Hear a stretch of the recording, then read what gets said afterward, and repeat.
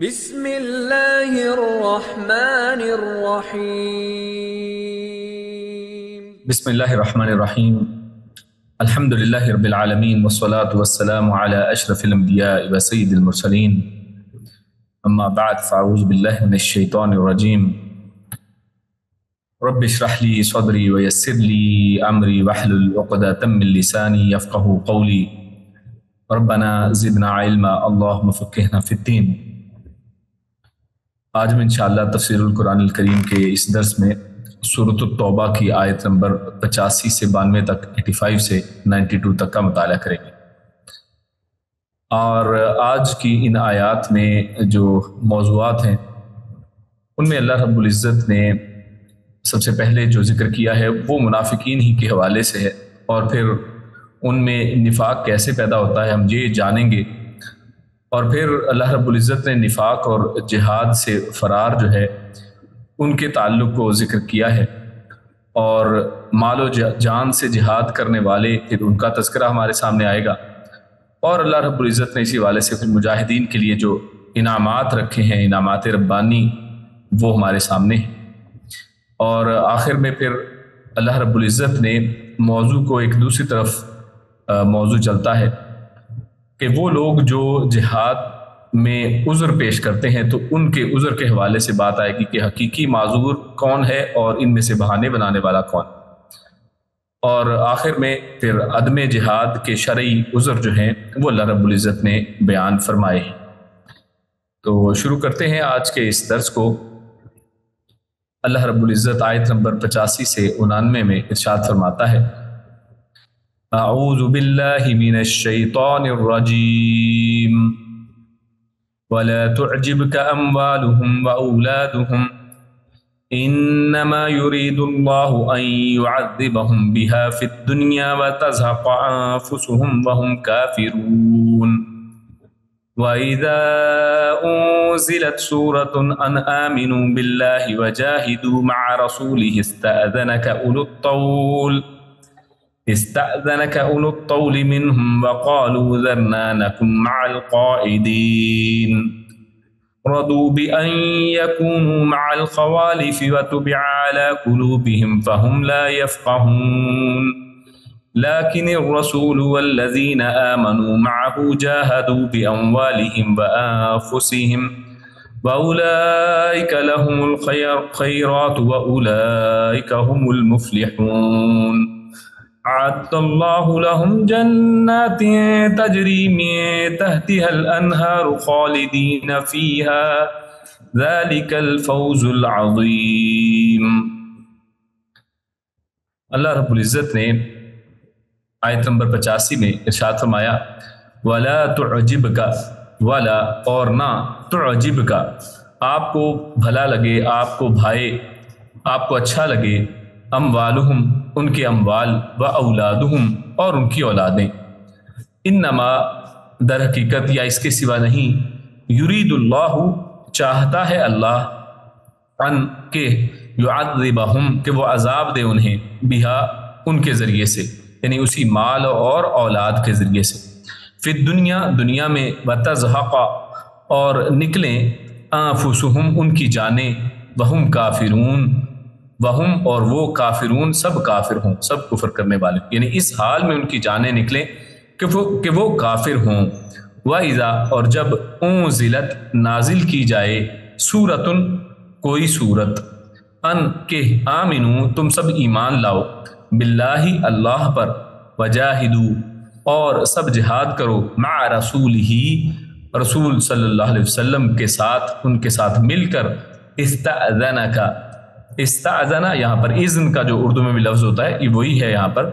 تو اجازت مانگتے ہیں آپ سے، اولو الطولی اولو والے، الطول طول کہتے ہیں حیثیت یا قدرت والے، مال و دولت والے،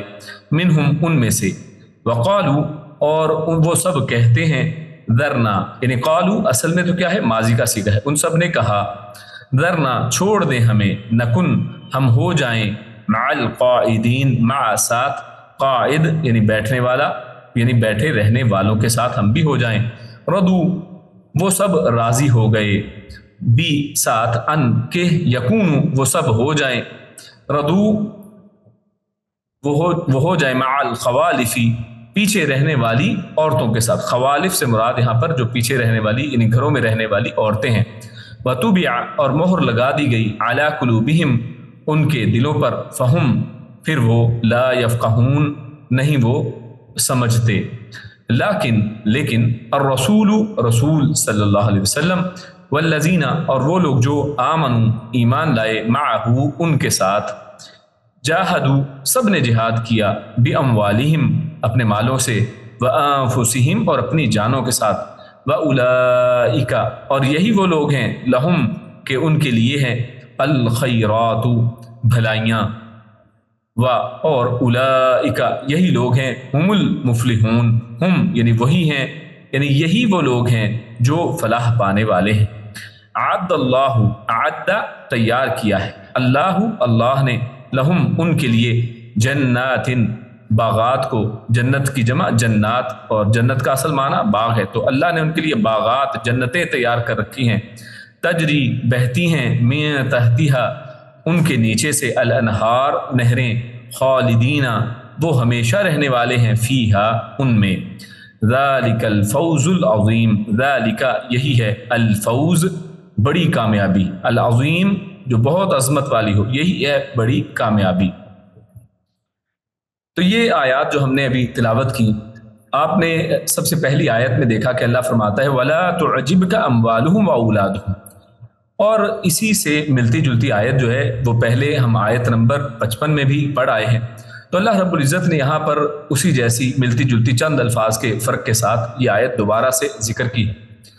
और मुफस्सिरीन ने इसका मकसद बयान किया कि यहाँ पर दोबारा लाने का यही आयत या इसी उन्हीं जैसे अल्फाज को दोबारा एक दफ़ा फिर जिक्र करने का मकसद क्या हो सकता है।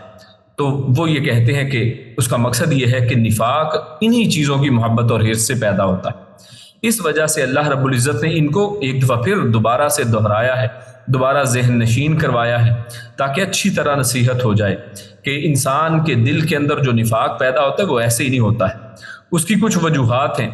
जिनसे अल्लाह रब्बुल इज़्ज़त ने इस आयत में रोक दिया है कि ये वो वजह हैं, अगर वो किसी दिल के अंदर आती हैं तो ये वो रास्ता खोल देती हैं कि जो निफाक की तरफ जाता है।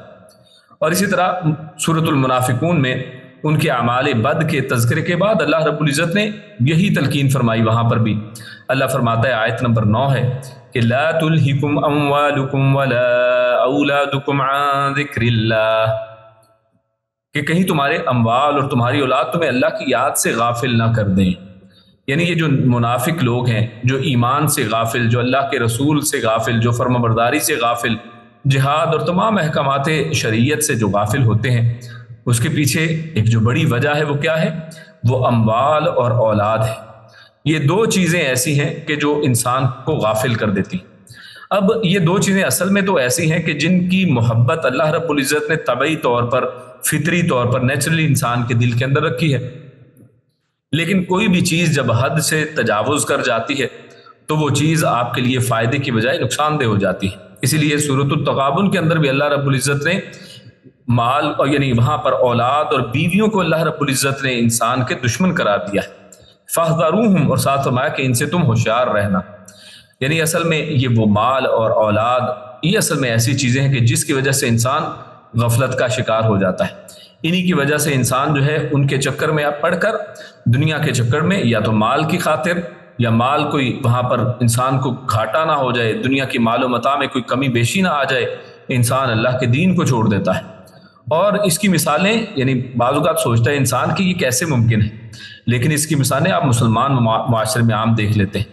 कि कितने ही लोग हैं जो अब नाम के मुसलमान हैं, लेकिन आप जानते हैं कि कितने ही केसेस हमारे सामने, और हाल ही में जो केसेस आए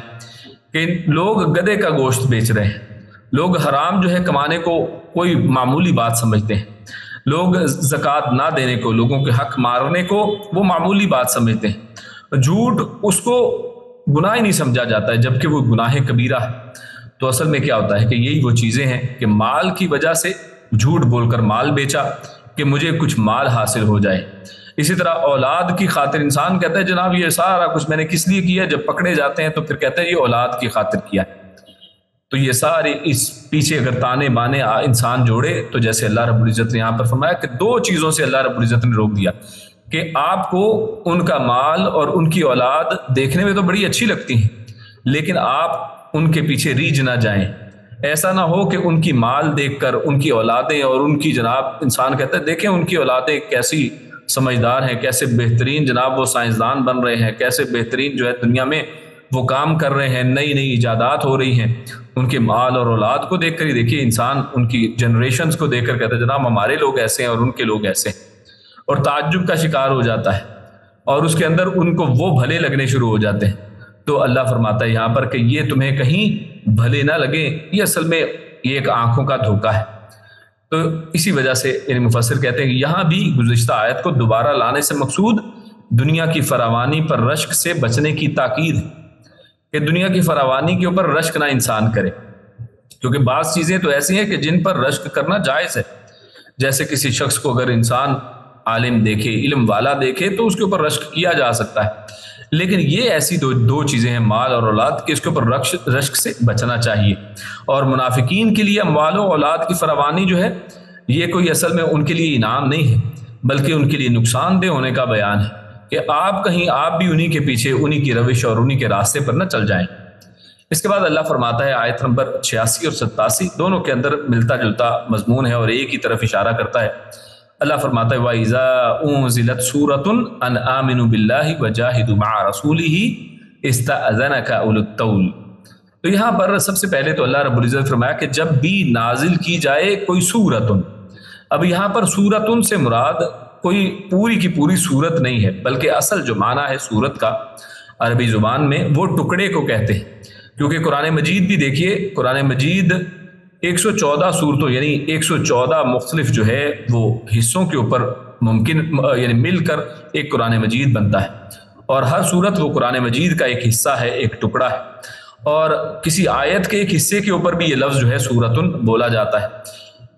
اسی وجہ سے کیونکہ بعض آیات جیسے ہمارے سامنے بھی آیات آ رہی تو بعض پوری کی پوری آیت اسی جہاد اور اسی دین کے ایک کوہان جو ہے اس کی طرف اشارہ کرتی ہے، اور کہیں کوئی آدھی آیت ہے، کہیں جو ہے زیادہ آیات ہے، تو اس طرح مختلف حصوں کی شکل میں آپ کو یہ احکامات ملتے ہیں۔ تو اس لیے سورتن سے مراد یہاں پر یعنی پوری کی پوری کسی سورت کی بات نہیں ہے، یعنی کسی سورت کا نام سورت جہاد نہیں ہے، تو اس لیے کوئی سورت کی بات نہیں، یہاں پر اس سے مراد اصل میں کیا ہے، یعنی کوئی آیت یا آیت کا کچھ حصہ جو ہے جب وہ نازل کیا جائے تو فرمایا تو وَإِذَا أُنزِلَتْ سُورَةٌ أَنْ آمِنُوا بِاللَّهِ وَجَاهِدُوا مَعَ رَسُولِهِ، جس میں حکم ہوتا ہے کہ اللہ پر ایمان لاؤ اور رسول اللہ صلی اللہ علیہ وسلم کے ساتھ جہاد کے لیے جو ہے تم نکلو۔ تو وہاں پر کیا ہوتا ہے اولو الطول جو ہیں، اولو الطول، یہ اولو الطول کون ہے؟ تو اس حوالے سے قاموس وہ کہتی ہے کہ اس کا معنی ہے وسعت ہونا، طاقت ہونا، مال و دولت ہونا، کہ انسان اس حیثیت کا ہو کہ وہ جہاد میں حصہ لے سکتا ہو، اس کے اندر طاقت ہو مالی طور پر، دولت کے اعتبار سے، جسمانی طور پر۔ تو یہ طول کے لفظ کے معنی کے اندر یہ سبھی شامل ہیں۔ تو اللہ فرماتا ہے کہ جو اولو الطول ہیں، جو حیثیت بھی رکھتے ہیں، ان کے اندر وسعت طاقت بھی موجود ہے، اس کے باوجود وہ کیا کرتے ہیں استأذنک، وہ آپ سے اجازتیں مانگ رہے ہیں، یعنی اجازت کس چیز کی مانگ رہے ہیں؟ وقالوا ذرنا نکم مع القاعدین، کہ ہمیں آپ چھوڑ دیجئے پیچھے، کہ ہم بھی جو ہیں رہنے والے رکنے والے انہی کے ساتھ ہو جائیں۔ اور اگلی آیت میں دیکھیے اللہ فرماتا ہے رضوا بان یکونوا مع الخوالف، اصل میں انہوں نے اپنے دلوں کو اس کے اوپر راضی کر لیا ہے، وہ اس چیز کے اوپر اصل میں انہوں نے اپنے آپ کو سیٹسفائی کر لیا ہے کہ جناب ہم پیچھے ہی رہیں تو بہتر ہے۔ اور مع الخوالف میں یہ جو الخوالف ہے یہ خالفتن کی جمع ہے، جس کا معنی اصل میں پیچھے رہنے والی عورتیں، کیونکہ بغیر کسی عذر کے عورتیں ہیں جن کے اوپر اللہ رب العزت نے جہاد کو فرض نہیں کیا ہے۔ یعنی جہاد کے حکم والی آیات کا کوئی حصہ اگر اترتا ہے تو یہ وہ لوگ ہیں کہ جو عذر کرتے ہیں، کہ جن کے پاس کچھ بھی نہیں اور جو ضروریات جہاد حاصل نہ ہو سکنے کی وجہ سے ساتھ نہ جا سکتے، تو بات سمجھ میں آتی تھی، یعنی اگر ان کی کوئی وجہ ہوتی، کوئی عذر ہوتا تو پھر تو بات ٹھیک تھی، مگر ان منافقین میں سے وسعت و طاقت والے بھی جہاد میں نہیں جاتے اور پیچھے رہنے کی وہ اجازتیں مانگ رہے ہیں کہ عورتوں کی طرح ہمیں بھی پیچھے چھوڑ دیا جائے۔ تو ایک تو یہ ہے کہ خوالف یعنی عورتوں کے ساتھ رہنے کو اللہ رب العزت نے یہاں پر خصوصاً ذکر کیا ہے، مطلب یہ کہ یہ ان کا عمل، یہ ان کا فعل جو ہے یہ ایسا ہی ہے کہ جیسے عورتیں وہ گھروں میں ہیں تو یہ لوگ بھی گھروں میں اسی طرح سے۔ تو اللہ تعالیٰ نے یہاں پر اس کے اسباب بیان فرمائے کہ ان کی منافقت اور کمینگی کی وجہ سے ان میں ایسی اللہ نے بزدلی پیدا کر دی اصل میں، یہ منافقت کا یہ سب اسباب میں سے یہی ہے کہ جیسے اوپر ذکر کیا کہ ان کی مال اور ان کی اولادیں یہ ان کے اندر منافقت کو بڑھاتی ہیں، اور ان کی منافقت اور کمینگی یہ اصل میں ان کے دلوں کے اندر بزدلی کو پیدا کرتی ہے کہ انہیں عورتوں کے ساتھ پیچھے رہ جانے میں بھی کوئی آر محسوس نہیں ہوتی، اس میں کوئی شرمندگی ان کو محسوس نہیں ہوتی، بلکہ ردو کا ذکر اللہ نے یہاں پر فرمایا ہے کہ اس کے اوپر وہ بالکل راضی ہیں، ان کے اوپر وہ خوش ہیں، اور ان کے اعمال بد کی وجہ سے اللہ نے کیا فرمایا، وَطُبِعَ عَلَىٰ قُلُوبِهِمْ فَهُمْ لَا يَفْقَهُونَ، کہ یہ ان کے اعمال بد ہیں، یہ ان کا جہاد میں پیچھے رہنا، ان کے مال و دولت کی حرص میں جٹے رہنا، اور ایمان کی بجائے اور جہاد کی بجائے وہ گھروں کے اندر اور پیچھے اجازتیں مانگنا، بہانے بنانا، اور عورتوں کی طرح اپنے گھروں کے اندر جو ہے وہ چھپے بیٹھے رہنا، یہ ان کی بزدلی کی نشانی ہے، اور یہ ان کے اعمال بد ہیں، اور جس کا نتیجہ اللہ نے کیا فرمایا ہے کہ اللہ نے اس کی وجہ سے طُبِعَ، اس کے اوپر سیل لگا دی ہے، اس کے اوپر مہر لگا دی ہے،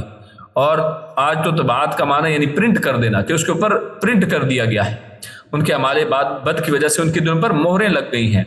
جس کی وجہ سے وہ جہاد کی برکات کو وہ سمجھ ہی نہیں پاتے ہیں، اور بزدلی اور ترک جہاد کے اندر اور جہاد کے اندر اور جہاد کی برکات کے اندر فرق ان کو سمجھ میں نہیں آتا ہے،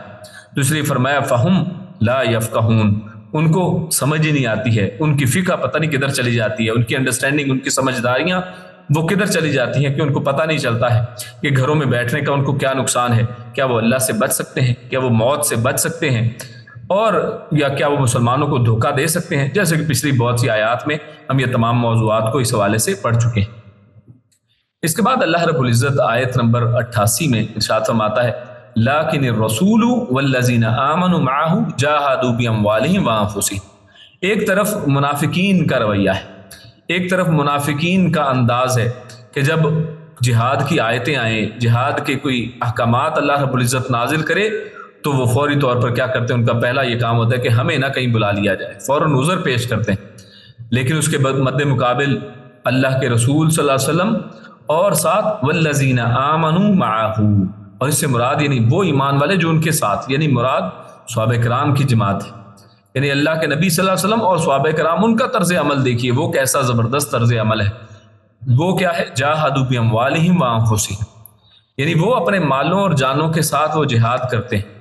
اور پہلے بھی یہ مال اور جان کے ساتھ جہاد کا ذکر آیا تھا، اور اس حوالے سے یہ تذکرہ اس کا آیا تھا کہ اللہ رب العزت نے یہاں پر دیکھیے مالوں کا پہلے ذکر کیا تاکہ وہ جہاد کی تیاری کے اندر بھی لگے رہتے ہیں، اس مال کو جہاد کی تیاری میں خرچ کرتے ہیں، اس مال کو اپنے آپ کو جہاد کی تیاری کے لیے تیار کرنا، یا اسی طرح اس کے لیے گھوڑے تیار کرنا یا اسلحے کا تیاری کرنا، اور یا پھر مسلمان جو جہاد کے اندر شریک ہوتے ہیں ان کی مالی طور پر معاونت کرنا، یہ سب اس کے اندر شامل ہے، وَأَنفُسِهِمْ، اور بذات خود جہاد میں خود حصہ لینا یہ انفسہم کے اندر ہے، اور اسی طرح جہاد کے حوالے سے بات چیت کرتے رہنا، جہاد کے حوالے سے جو دعوت و تبلیغ ہے اس کی بات چیت کرتے رہنا، یہ انفسہم کے ساتھ یہ بھی شامل ہے، تو خیر یہ اپنی جانوں کے ساتھ اپنے مالوں کے ساتھ ہر حالت میں جو ہے اللہ رب العزت کے اطاعت کے اندر جٹے رہتے ہیں، وَأُولَٰئِكَ لَهُمُ الْخَيْرَاتُ، اور یہی وہ لوگ ہیں کہ جن کے لیے بھلائیاں ہیں،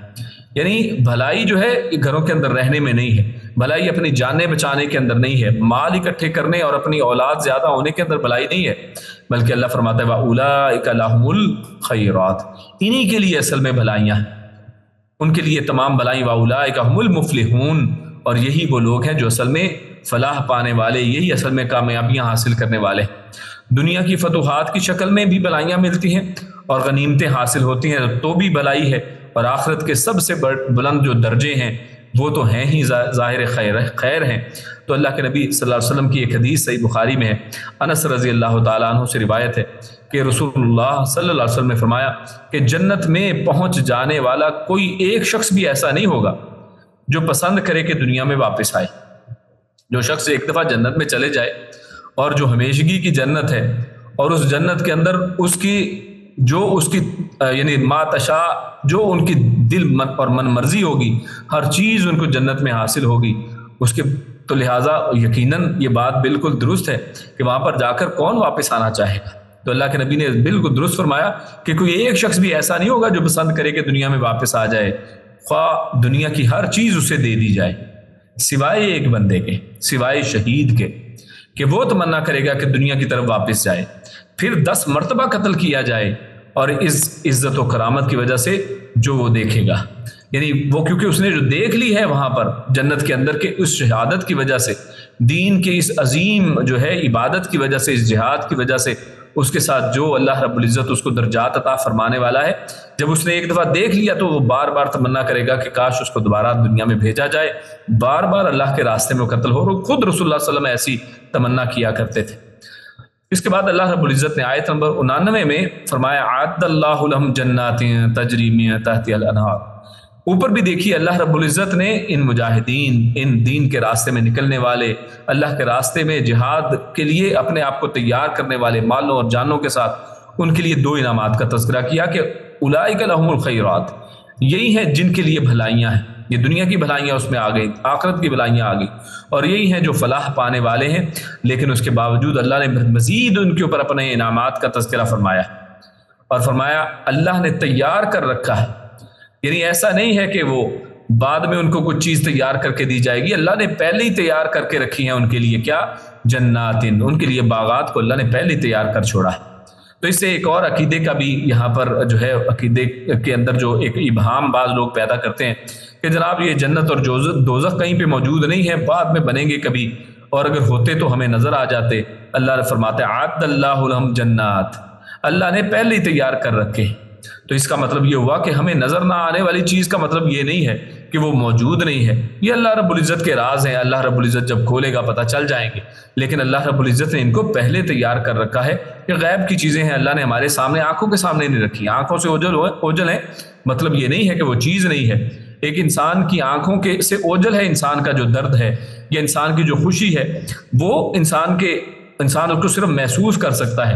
دیکھ نہیں سکتا، لیکن پھر بھی ہم مانتے ہیں کہ نہیں درد ہوتا ہے، ایسی چیز کا وجود موجود ہے۔ تو لہٰذا اسی طرح اللہ رب العزت نے قرآن و سنت میں جو کچھ بتا دیا ہے، جو ہمارے سامنے آ گیا، ہمارا اس کے اوپر ایمان ہے۔ اللہ فرماتے ہیں اعد اللہ لہم جنات تجری من تحتها الانہار، اللہ رب العزت نے ان کے لیے جنتیں تیار کر رکھی ہیں، باغات تیار کر رکھے ہیں، اور باغات بھی ایسے اللہ نے ان کی ڈسکرپشن بیان کی ہے کہ ان کے نیچے نہریں بہتی ہیں، اور ان کے اندر یہ خالدین فیہا، یعنی اس میں سے کہیں نکالے نہیں جائیں گے بلکہ ہمیشہ ہمیش کے لیے ان کے اندر رہیں گے، اور یقیناً ذالک الفوز العظیم، یہ بہت بڑی کامیابی۔ فوز یعنی ایک کامیابی کو کہتے ہیں۔ انسان آج دنیا میں دیکھتے ہیں کامیاب شخص کون ہے، آج جو انسان ہے، آج جو خصوصاً یوتھ ہے، آج جو جوان نسل ہے، ان سے اگر کوئی پوچھے نا کامیابی کیا چیز ہے، تو انسان فوراً جناب بڑے بڑے لوگوں کے نام لے گا، فلاں سائنسدان، فلاں بلینئر ہے، فلاں جناب دنیا میں اتنی پراپرٹی کا مالک ہے، فلاں کی اتنی بڑی ویب سائٹ ہے اور اتنے بلین ٹریلین کا مالک ہے وہ، یہ دیکھیں کتنے کامیاب لوگ ہیں، سکسیسفل لوگ۔ اور لیکن اللہ رب العزت کیا فرماتا ہے؟ ذالک الفوز العظیم، یہ ہے اصل میں کامیابی۔ کامیابی اس دنیا کے اندر کچھ مل جائے تو وہ نہیں ہے، یہ متاع قلیل ہے، جیسے پچھلے درس میں ہمارے سامنے بات آئی تھی کہ یہ دنیا کا فائدہ بہت تھوڑا سا فائدہ ہے، لیکن جو زیادہ چیز ہے اللہ رب العزت جو ہمارے لیے رکھی ہے وہ جنت کے اندر، وہ آخرت کے اندر ہے، جو ہمیشہ رہنے والی ہے، جو نعمتیں کبھی ختم ہونے والی نہیں، اور یہی یقیناً سب سے بڑی کامیابی ہے۔ اللہ کے نبی صلی اللہ علیہ وسلم کی ایک حدیث صحیح بخاری میں جس کا ذکر ہے، اللہ کے نبی فرماتے ہیں کہ انہوں نے فرمایا بے شک جنت میں 100 درجے ہیں جو اللہ نے مجاہدین فی سبیل اللہ کے لیے تیار کیے ہیں۔ مجاہدین فی سبیل اللہ کے لیے اللہ نے 100 درجے تیار کیے ہیں، ہر 2 درجوں کے درمیان اتنا فاصلہ ہے جو زمین و آسمان کے درمیان ہے۔ اب غور کیجئے، دنیا کے اندر اس وقت جو سب سے اونچی عمارت ہے وہ کیا ہے؟ وہ آپ کو برج دبئی ملے گا، دبئی کے اندر ایک عمارت ہے، اور اس کے اندر جتنی اوپر کی منزل ہو نا اتنی زیادہ مہنگی ہے، ہمارے جیسے اس کی خواہش بھی نہیں کر سکتے، اس کے بارے میں سوچ بھی نہیں سکتے، اتنی مہنگی دنیا کے اندر وہ پراپرٹیز ہیں، اتنی زبردست چیزیں ہیں۔ لیکن اللہ رب العزت نے جو ان مجاہدین کے لیے تیار رکھا ہے ان کے ساتھ ان کا دیکھیے کوئی مقابلہ ہی نہیں۔ زمین و آسمان کے درمیان کتنا فاصلہ ہے؟ بعض روایات کے مطابق 500 سال کا فاصلہ ہے، زمین و آسمان کے درمیان میں 500 سال کا فاصلہ ہے، اور ہر 2 درجوں کے درمیان میں اللہ کے نبی فرماتے ہیں کہ اتنا فاصلہ ہے، اور 100 درجے اللہ نے مجاہدین کے لیے بنا رکھے۔ ہر ایک درجے سے اگر اوپر والے درجے میں جانا ہے تو زمین و آسمان کے جتنا فاصلہ ہے ان میں، تو جب تم اللہ سے، اللہ کے نبی فرماتے ہیں کہ تم جب اللہ تعالیٰ سے مانگو تو اس سے فردوس کا سوال کرو،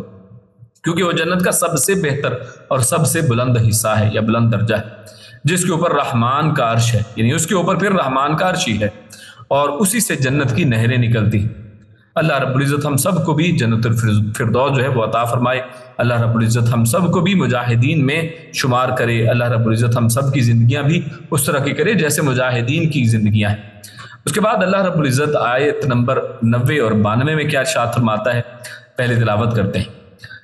وَجَاءَ الْمُعَذِّرُونَ مِنَ الْأَعْرَابِ لِيُؤْذَنَ لَهُمْ وَقَعَدَ الَّذِينَ كَذَبُوا اللَّهَ وَرَسُولَهُ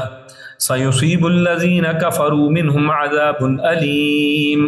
لَيْسَ عَلَى الضُّعَفَاءِ وَلَا عَلَى المرضى وَلَا عَلَى الَّذِينَ لَا يَجِدُونَ مَا يُنْفِقُونَ حرج إذا نصحوا لله ورسوله ما على المحسنين من سبيل والله غفور رحيم ولا على الذين إذا ما أتوك لتحملهم قلت لا أجد ما أحملكم عليه تولوا وأعينهم تفيض من الدمع حزنا ألا يجدوا ما ينفقون. فرمایا وجاء المؤذرون, وجاء اور آئے, المؤذرون عذر پیش کرنے والے, بہانہ کرنے والے, من العرابی اعراب میں سے, اعراب یعنی جو دیہاتوں میں رہنے والے, لیؤذن تاکہ وہ اذن یعنی اجازت ان کو دی جائے, لہم ان کو, وقعد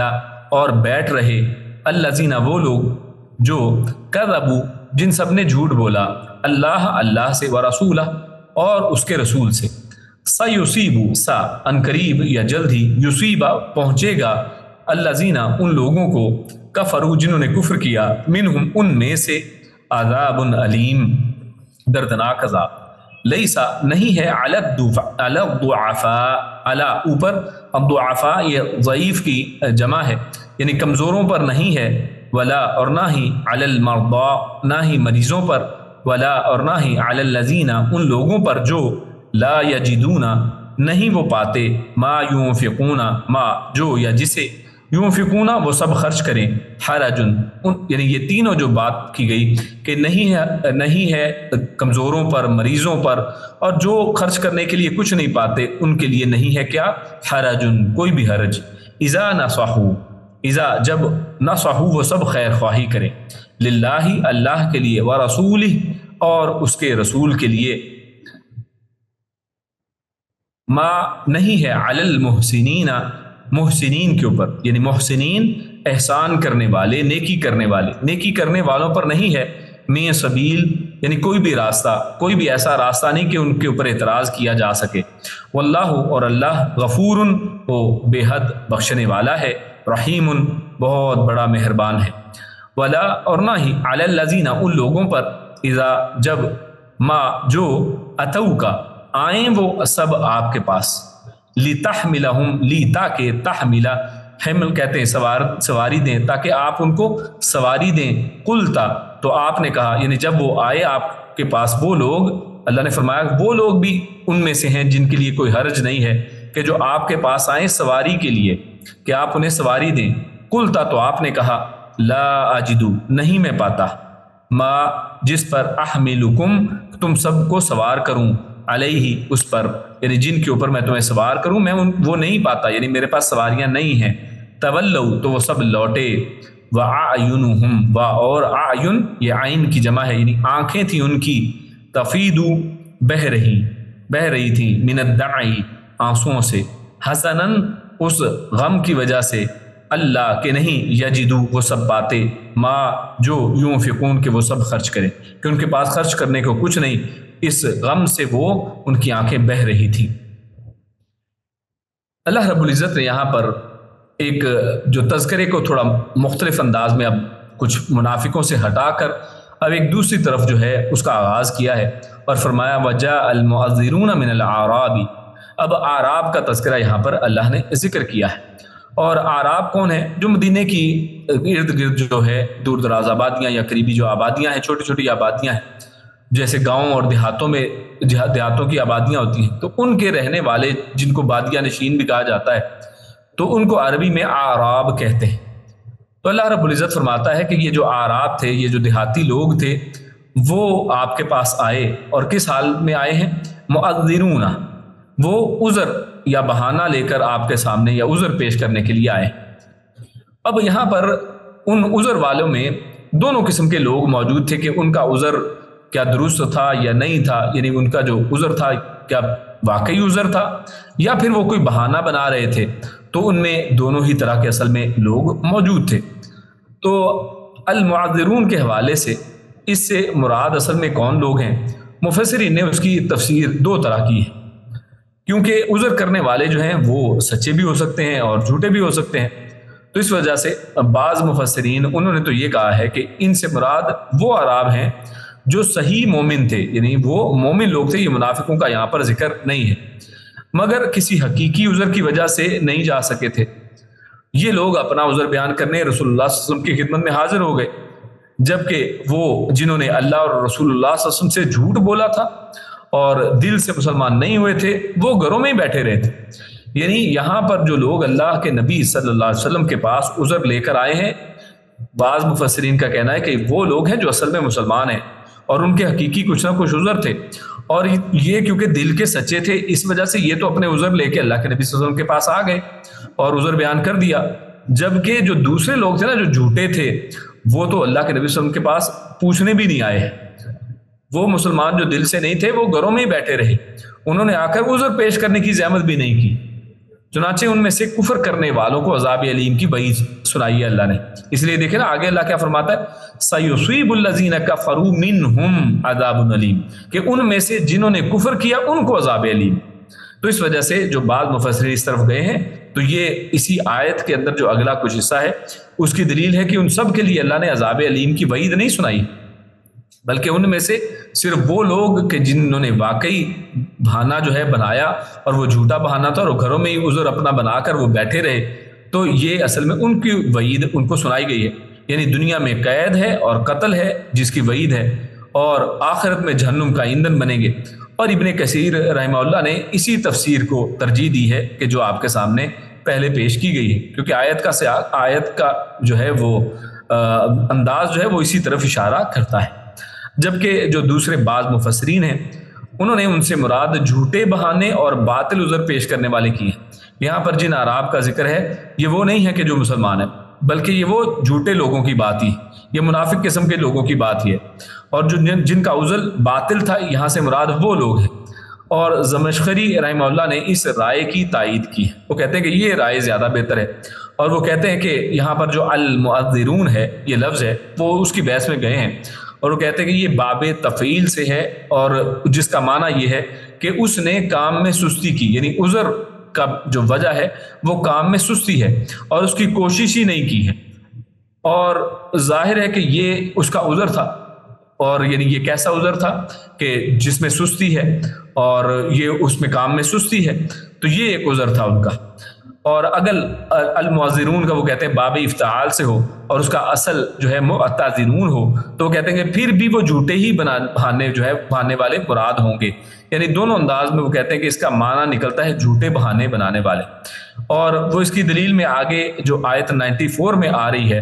وہ اس کو دلیل بناتے ہیں کہ وہاں پہ اللہ نے فرمایا یعتذرون الیکم اذا رجعتم الیہم، کہ اللہ فرماتا ہے کہ وہ یعنی وہ آپ کی طرف اسی طرح کے جھوٹے بہانے بنا کر آتے ہیں، اذا رجعتم الیہم، وہ آئیں گے جب آپ ان کی طرف واپس پہنچ جائیں گے، جنگ کے بعد پہنچیں گے تو ایسے ہی جھوٹے بہانے بنا کر آپ کی طرف آئیں گے۔ تو یہاں پر یہ دو تفاسیر جو ہیں وہ پیش کی گئی ہیں۔ پہلی تفسیر کی تائید اس بات سے ہوتی ہے کہ ہر عذر والا جھوٹا نہیں تھا، اور جیسے آیت میں بھی یہ بات آئی اور حدیث کے اندر بھی ہمارے سامنے اس واقعے کے متعلق یہی چیزیں سامنے آتی ہیں کہ جو جتنے بھی عذر والے تھے سب جھوٹے نہیں تھے، بعض کے عذر جو ہیں وہ یعنی ان کی نیک نیتی ان کے اندر یعنی کوئی برائی اور باطل نیت نہیں تھی، ہر عذر والا جھوٹا نہیں تھا، بلکہ اللہ تعالیٰ نے خود اگلی آیت میں کئی عذر والوں کو گناہ سے بری قرار دیا ہے، اور اس آیت کے اندر بھی وہ حصہ ہے کہ صرف ان کو کہ جنہوں نے کفر کیا ہے ان کو عذاب علیم ہے، تو اور اگلی آیت میں بھی کئی عذر والوں کو اللہ نے گناہ سے بری قرار دیا ہے۔ تو یہ دونوں چیزیں اس طرف اشارہ کرتی ہیں کہ یہ جو ہے وہ ہر ایک کے بارے میں نہیں ہے، یا یہاں پر صرف وہ معتذرون یا معذرون شامل نہیں ہیں کہ جو اصل میں جھوٹے ہی تھے اور بہانے باز ہی تھے۔ تو اس آیت میں بھی دونوں قسموں میں سے اللہ زینہ کفروا کو عذاب کی وعید سنائی ہے، اگرچہ ترجمے کا رجحان دوسری تفسیر کی طرف ہے، مگر امام ابن کثیر رحمہ اللہ کی بات میں وزن معلوم ہوتا ہے، تو مفسر نے امام ابن کثیر کی یعنی جو پہلی رائے ہے نا اس کو ترجیح دی ہے۔ اس کے بعد آگے چلتے ہیں۔ اللہ رب العزت آیت نمبر 91 میں فرماتا ہے لیس علی الضعفاء ولا علی المرضى ولا علی الذین لا یجدون ما ينفقون حرج۔ تو یہاں پر اللہ رب العزت نے ان لوگوں کا اصل میں تذکرہ کیا ہے کہ جن کے پیچھے رہنے میں کوئی حرج نہیں ہے، یعنی ان کا عذر جو ہے وہ شرعی ہے، ان کا عذر جائز عذر ہے۔ تو یہاں پر بیان کیا گیا کہ وہ کون کون سے لوگ ہیں، وہ کون کون سی کیٹیگریز ہیں کہ اگر وہ کسی وجہ سے پیچھے رہتے ہیں، عذر پیش کرتے ہیں، تو ان کے عذر کو مان لیا جائے گا، یعنی وہ معذور ہیں اور اللہ رب العزت نے ان کو شریعت میں اجازت دے دی ہے کہ وہ جنگ میں شریک نہ ہوں۔ تو اس میں سب سے پہلی جو کیٹیگری اللہ رب العزت فرمائی ہے علی الضعفاء،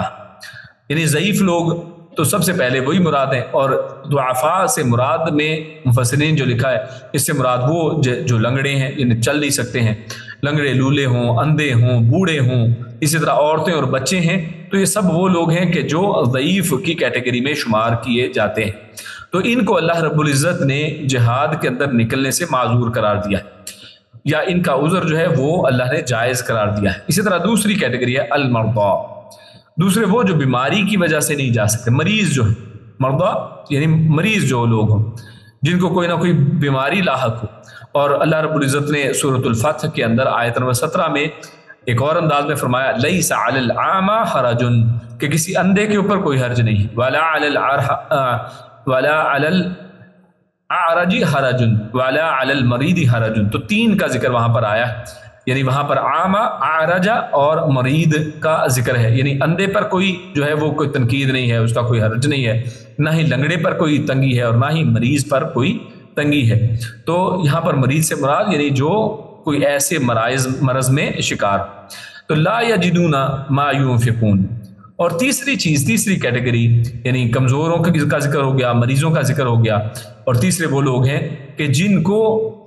لا یجدون ما ينفقون، کہ وہ جہاد میں جانے کے لیے جو خرچ چاہیے ہوتا ہے، جو استطاعت چاہیے ہوتی ہے، وہ ان کے پاس نہیں ہے، یعنی وہ ہیں تندرست، وہ ہیں جو ہے وہ صحت مند، ان کو کوئی مرض نہیں ہے، وہ ضعیف نہیں ہے، ان کیٹیگریز میں، اوپر والی کیٹیگریز میں نہیں آتے ہیں، وہ تندرست بھی ہیں اور وہ جو ہے وہ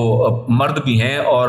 بالکل جو ہے ہر طرح سے صحت مند ہیں جہاد میں جانے کے لیے، ادروائز استطاعت ان کے پاس موجود ہے، لیکن ما ينفقون، ان کے پاس خرچ کرنے کا یعنی خرچ نہیں ہے، سفر کا جو ساز و سامان ہے وہ ان کے پاس نہیں ہے، اور جو جہاد کے اندر جو مال جیسا چاہیے وہ ان کے پاس نہیں ہے۔ مثال کے طور پر ان کے پاس سواری نہیں ہے،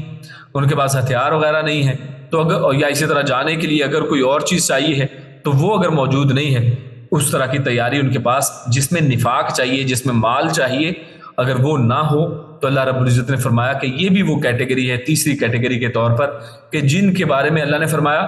کہ کوئی حرج نہیں ہے۔ چنانچہ فرمایا لا یکلف اللہ نفسا الا وسعها۔ سورۃ البقرہ میں اللہ نے ایک عام انداز میں یہ بات فرمائی ہے کہ اللہ رب العزت نے اس شخص کو مکلف ہی نہیں بنایا ہے، اس سے پوچھ گچھ ہی نہیں ہے، وہ ذمہ دار ہی نہیں ہے کہ جس کے پاس اس کی وسعت ہی نہیں ہے، تو جب تک اس کے پاس وسعت نہیں ہے اس سے وہ چیز کا سوال نہیں کیا جائے گا۔ تو اسی لیے یہاں پر اللہ رب العزت نے ان لوگوں کو بھی اس کیٹیگری میں رکھا ہے کہ جن سے جہاد میں نہ جانے پر کوئی سوال نہیں ہوگا اور کوئی حرج نہیں ہے اگر وہ پیچھے بیٹھ رہے۔ اذا نصحوا للہ ورسولہ، لیکن یہاں پر آخر میں اللہ رب العزت نے ایک بات کی ہے کہ یہ تب ہے اذا یعنی تب یا جب نصحوا للہ ورسولہ، کہ جب کہ وہ خیر خواہی کریں اللہ کے لیے اور اس کے رسول کے لیے، یہ تب ان کے عذر قابل قبول ہے، یعنی شرط یہ ہے کہ وہ کام نہ کریں جس سے اللہ کے دین، رسول کریم صلی اللہ علیہ وسلم یا مومنوں کو کوئی نقصان ہوتا ہو،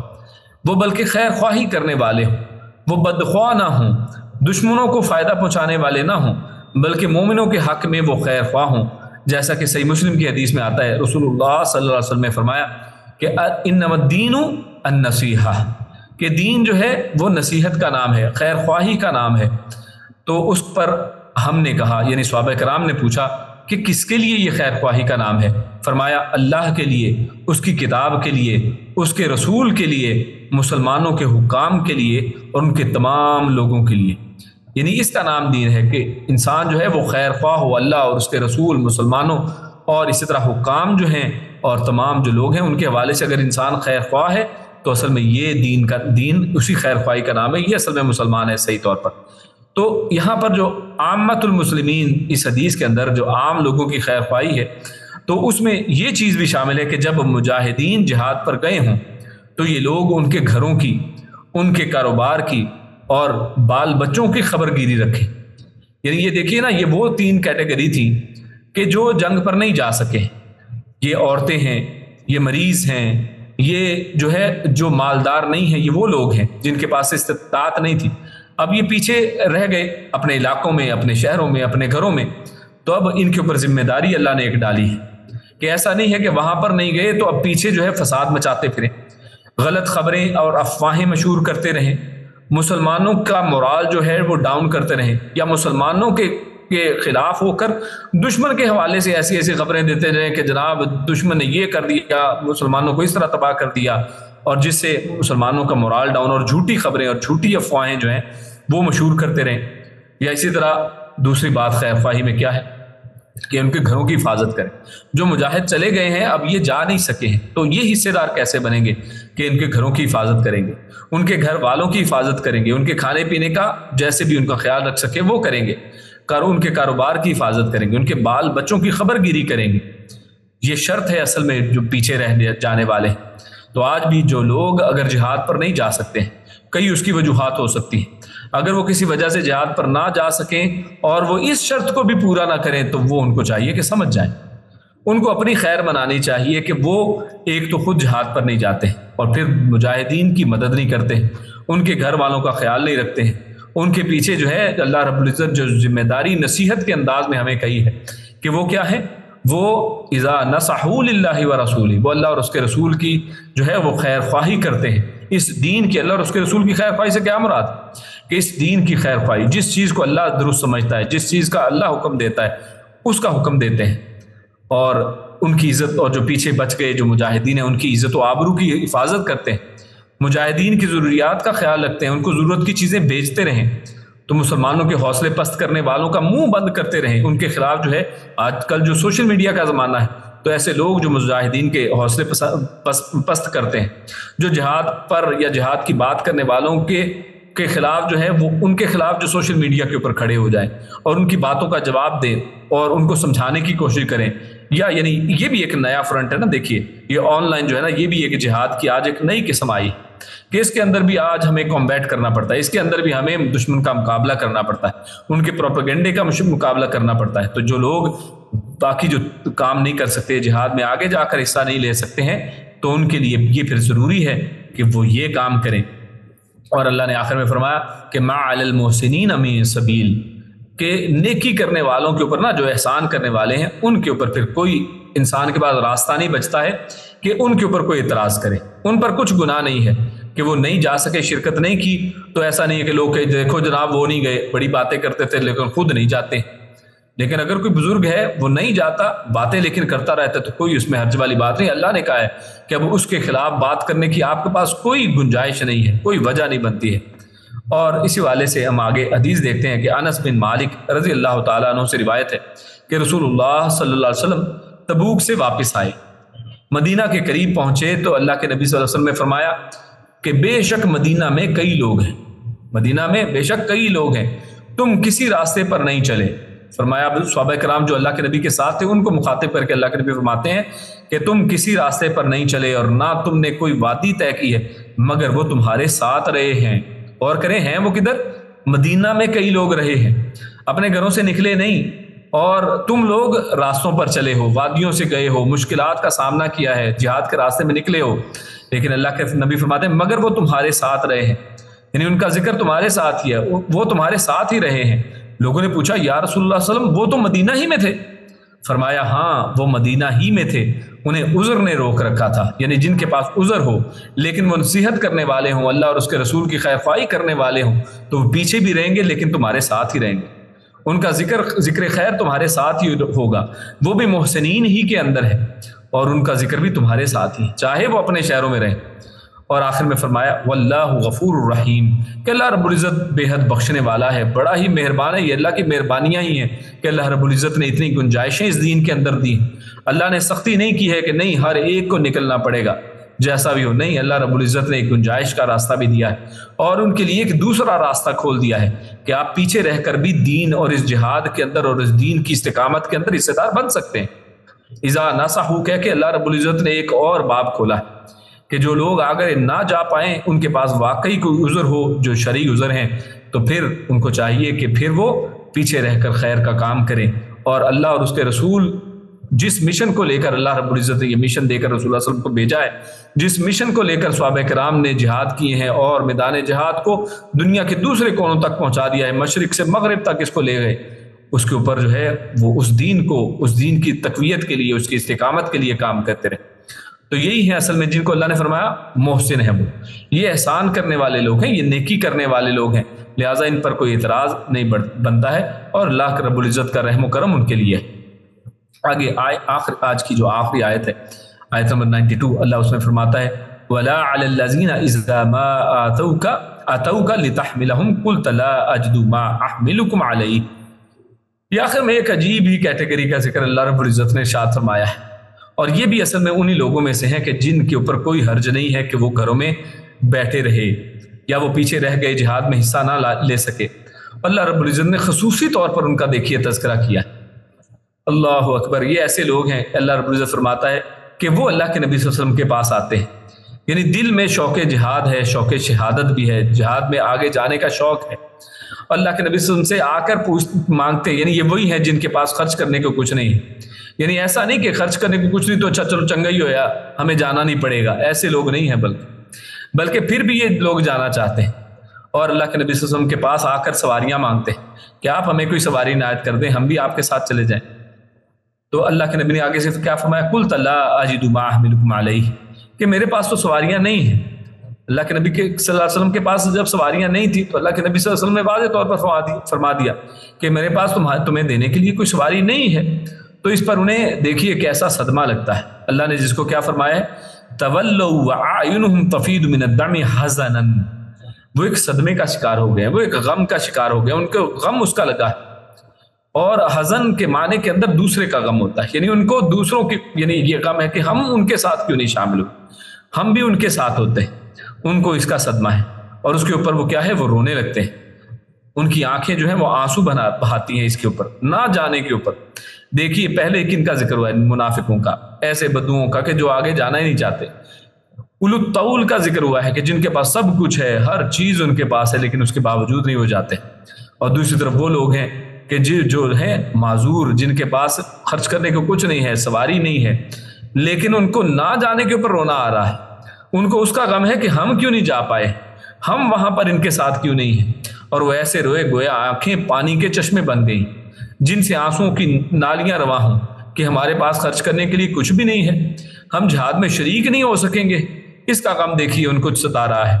اور غور کریں ہم جیسے لوگوں کا غم کیسا ہے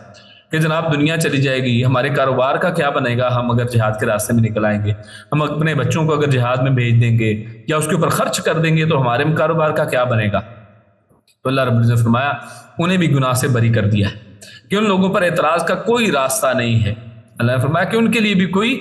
ان کے اوپر اعتراض نہیں بنتا ہے اور کوئی گنجائش نہیں ہے، کیونکہ یہ کن میں سے ہیں، یہ بھی محسنین میں سے ہیں، اس لیے والا وا کے ساتھ ان کو ملا دیا ہے کہ یہ بھی انہی میں سے ہیں۔ تو اس آیت پر ان لوگوں کو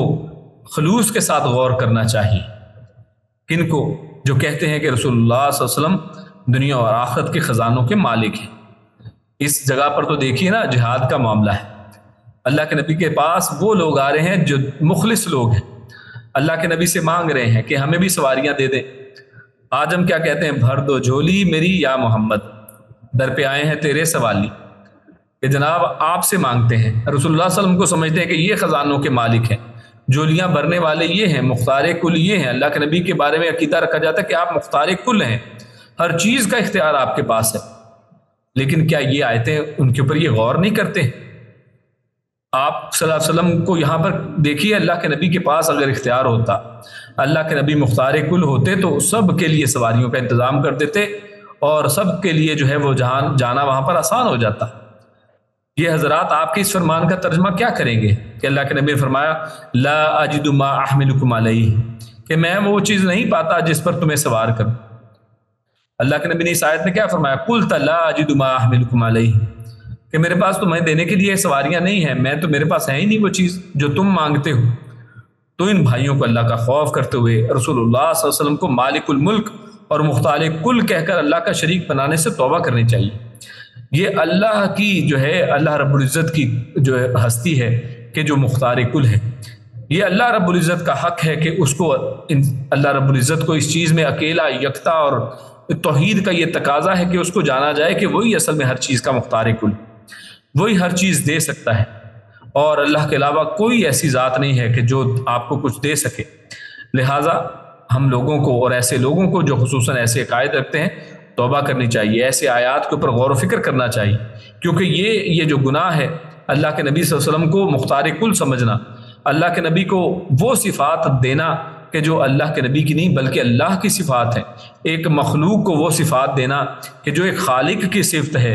تو یہ بہت بڑا گناہ ہے۔ اور یہ کون سا گناہ ہے؟ یہ شرک کا گناہ ہے، اور یہ شرک ایسا گناہ ہے کہ جس کی کسی صورت میں بھی معافی نہیں ہے۔ اللہ رب العزت سے دعا ہے کہ اللہ رب العزت ہمیں